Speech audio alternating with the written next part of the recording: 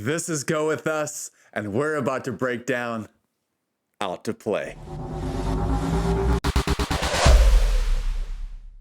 The month of September is finally coming to a close in Pokémon GO, and it's debatably been one of the best months we've seen in this entire game, and the reason why isn't necessarily the spawns, it's definitely the events that have been given to us, but especially those bonuses, which we've been super grateful for. The last event of September is actually Azurill Hatch Day, which we will break down in a couple days, but for now, we're about to tuck into the Out to Play event. It starts this coming Wednesday, the 27th at 10 a.m. and it runs for 6 days, all the way until October 2nd at 8 p.m. local time. Let's get straight into this thing now. It looks as if the Out to Play event is going to be based on the new Pokémon GO routes feature, which has come into the game over the last 6 to 8 weeks. We're going to break down some details toward the end of the video of what's actually changed in the game now and what's potentially coming in the future. As for the main bonuses, we have a total of 3. The first bonus is that we have Kecleon appearing more often at Pokestops. This is a great time to mention that Masterwork research that we all got access to during the Hoenn tour, a lot of people have been complaining about it. The reason why is that on page 3, the in-person event required you to catch 5 Kecleon, but if you bought the global ticket, you have to catch 10 Kecleon, which is...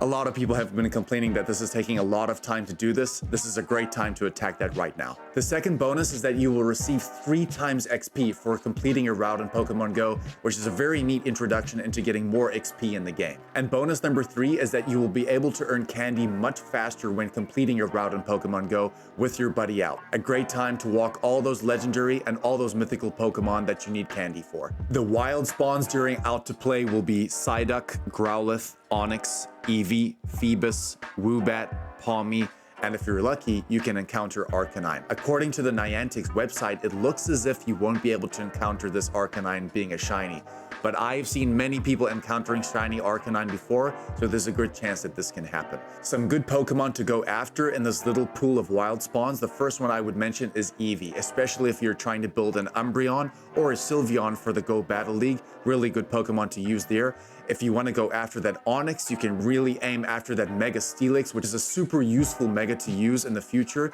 because of that ground and steel typing, not necessarily as a raid attacker, but it's really useful in getting that candy and XL candy return. And the last Pokemon that I would definitely go after is Phoebus. This Pokemon never ever spawns in the wild. It is super rare. Not the most utility in the game, but it's very rare.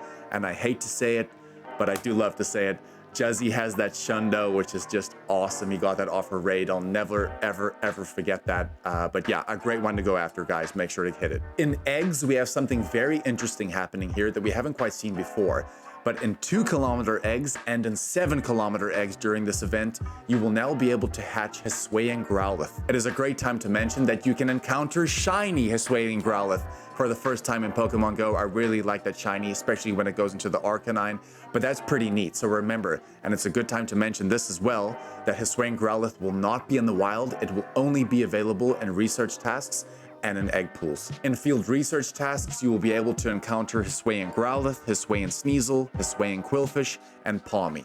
There's going to be free timed research focusing on the new routes feature in Pokemon GO. We can get some rewards such as some Stardust, some items, and especially what's great is that we can get some encounters with that new Hisuian Growlithe, a great chance at that shiny as well. There is also going to be a paid timed research for $2, which is going to be called Tales of Adventure, where we can get some encounters, 6 I believe, with that Hisuian Growlithe, 5 encounters with the regular Growlithe, we can get 2 incubators and 1 super incubator. New avatar items surrounding that Hisuian Growlithe will also be in the item shop, I think for like 200 Pokecoins.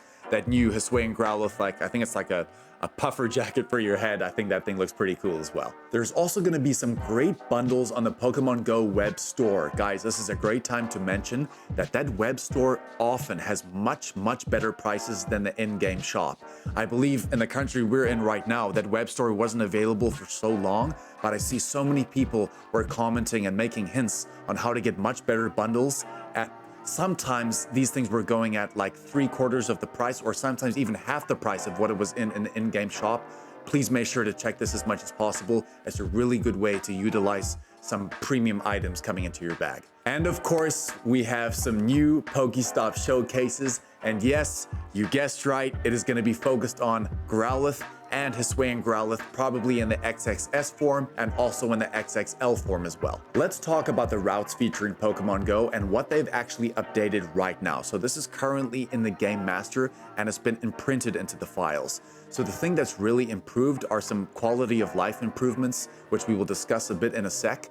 But I think the main thing about routes was that it just wasn't accessible to so many people. You had to be a certain trainer level. I think I started at like level 50, then I went to level 48, then 45, and I think recently it's just become available to level 40 trainers and up. But hopefully going forward, people from even level 20 or level 25 will be able to make routes in Pokemon Go. I just think it's the accessibility that they're really focusing on and bringing to the game, which is amazing. Some quality of life improvements that they've taken into place right now is that the directional button on some of these routes were super confusing. You didn't know if you were kind of looking left or looking east or west, but now it's a lot more clear of what direction you should be heading in, of course following the GPS on your map. And the other main thing, which I'm super happy about, is that you can now count the Zygarde Cells. Remember that you need 100 Zygarde Cells to get that final form Zygarde, which is just a master. This thing is incredible in the Go Battle League, especially in the Master League, but it's so great that we'd be able to count these cells now. So we're not just kind of guessing, oh, have I got 10 or 15? And I think at this point you could get only 3 cells on a route, but now I have a feeling that they may increase that, which is great for us in the future. And in the future, it really looks like Niantic is going to be pushing in the direction of routes in Pokemon Go.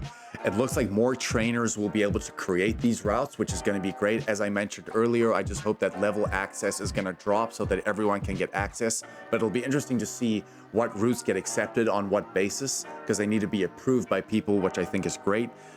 Trainers will now be able to find Zygarde Cells more often. Remember, you need that 100 Zygarde Cells, as we said in a little bit earlier, but I think the key is to be able to find more of them on one route, which is amazing. Because imagine just finding only like 3 and like a 3-mile route. That's gonna, yeah, I think that'll drop motivation, which I think is cool. And what is pretty cool is that you can now get new notifications of routes that have been created by other trainers around us, so we can take those routes and of course get more accessibility to those Zygarde Cells too. And it just says here various quality of life improvements, which I just think is going to ease the flow of these routes, how they get found, how they get done, and I think especially again on those Zygarde Cells, making them more accessible to people.